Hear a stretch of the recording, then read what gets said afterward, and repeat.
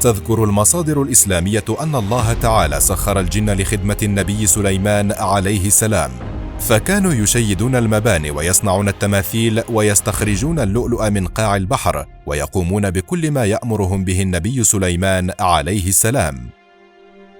لكن هناك مصادر أخرى تقول بأن الجن قد بنت مدينة كاملة للنبي سليمان عليه السلام تسمى بمدينة النحاس، ذلك في فياف الأندلس بالمغرب الأقصى قريبا من بحر الظلمات، الأمر الذي أثار الكثير من التساؤلات عن مدى صحة ذلك الكلام.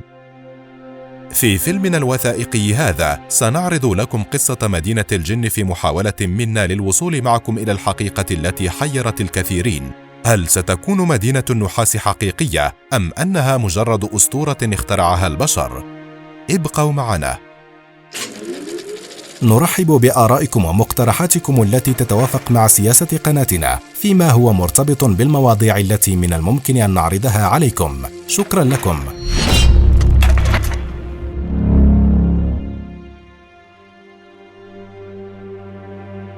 أثارت مدينة النحاس التي ادعى البعض بأن الجن قد بنتها للنبي سليمان عليه السلام الكثير من الجدل، وانقسم الناس حولها ما بين مؤيد ومعارض، بين من يؤكد أنها مدينة حقيقية ومن يرى أنها مجرد أسطورة خيالية. فما الحقيقة التي تكمن وراء تلك المدينة؟ يذكر الرحالة أبو حامد الغرناطي في كتابه تحفة الألباب ونخبة الإعجاب أن الخليفة الأموي عبد الملك بن مروان قد بلغه خبر مدينة النحاس التي بناها الجن لسليمان عليه السلام، فأرسل إلى عامله في المغرب موسى بن نصير يطلب منه الذهاب إلى تلك المدينة لاستكشافها. وبالفعل فقد خرج ابن نصير مع جنوده فصاروا 40 يوما حتى وصلوا إلى أرض واسعة كثيرة المياه والعيون والأشجار والوحوش والطيور والحشائش والأزهار، وبدا لهم سور مدينة النحاس عظيما على نحو لا يمكن لبشر أن يصنعوه، فها لهم منظره. ثم قسم ابن نصير جنده إلى قسمين، فنزلت كل فرقة في ناحية من سور المدينة، وأمرهم بأن يدوروا حول المدينة وينظروا هل يرون لها بابا أو يشاهدوا حولها أحدا من الناس. فغاب الجند 7 أيام كاملة قبل أن يعودوا إلى قائدهم ليخبروه بأنهم لم يجدوا بابا للمدينة أو يروا حولها أحدا من البشر. تملكت الحيرة موسى بن نصير، إذ كيف السبيل إلى معرفة ما في هذه المدينة؟ هنا قرروا الحفر حول سور المدينة حتى يتمكنوا من دخولها، وبالفعل فقد شرعوا في الحفر حتى وصلوا إلى الماء، لكن سور النحاس بقي راسخا تحت الأرض لا يتزحزح حتى غلبهم الماء، وهكذا فشلوا في دخول المدينة عن طريق السور.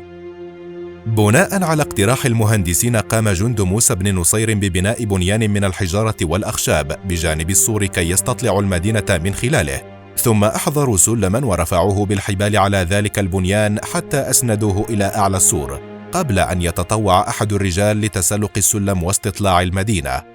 أعطاه موسى بن نصير أجرة ذلك، فتسلق الرجل السور حتى أشرف على المدينة، وما إن فعل ذلك حتى انتابته حالة غريبة، فأخذ يضحك ويصفق بيديه قبل أن يلقي بنفسه إلى داخل المدينة، فسمع الجند ضجة رهيبة وأصواتا هائلة ففزعوا واشتد خوفهم، واستمرت تلك الأصوات 3 أيام ثم سكنت. صاحوا باسم ذلك الرجل من كل جانب فلم يجبهم أحد، فلما يئسوا من رجوعه انتدب موسى بن نصير رجلا آخر تطوع للتسلق لاستكشاف المدينة، فأعطاه 1000 دينار وأوصاه ألا يفعل كما فعل صاحبه، فعاهده الرجل على ذلك.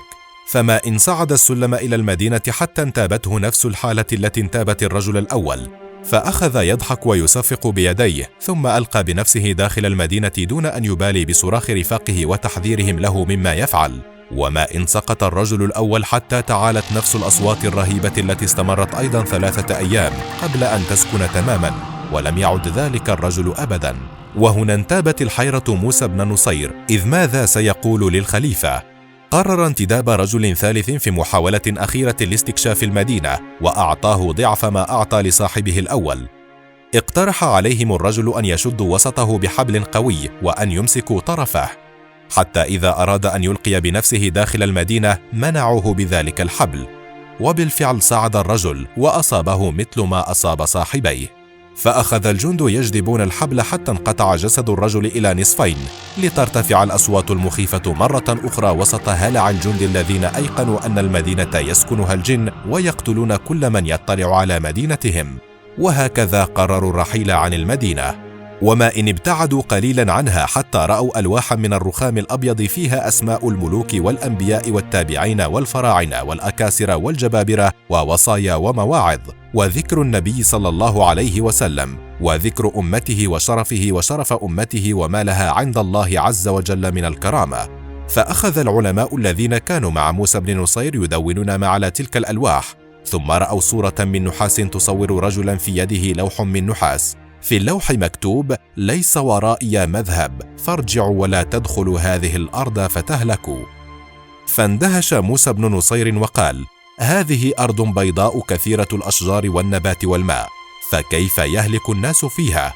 ثم أرسل عبيده إلى تلك الأرض، فإذا بنمل متوحش يهاجم من بين الأشجار فقضى عليهم. وعندما رأى موسى بن نصير ما أصاب عبيده انصرف بجنده عن المدينة، فرأوا بحيرة كبيرة صافية تحيط بها الأشجار. أمر موسى الغواصين فغاصوا في البحيرة، فأخرجوا جبابا من النحاس عليها أغطية من الرصاص مختومة، ففتحوا واحدا منها، فخرج منها فارس من نار على فرس من نار، في يده رمح من نار، فطار في الهواء وهو ينادي: يا نبي الله ألا أعود. وفتح جبا آخر، فخرج منه فارس آخر شبيه بالفارس الأول.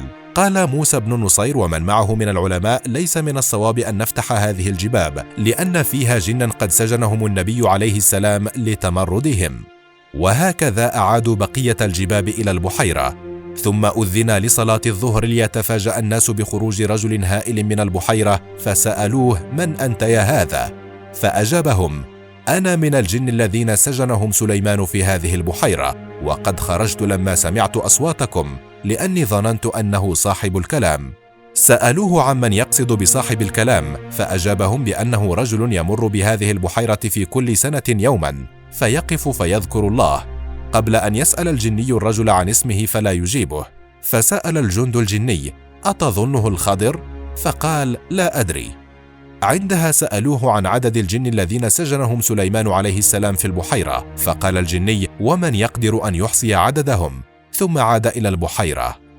تلك هي القصة الغريبة المتداولة عن مدينة النحاس التي بناها الجن.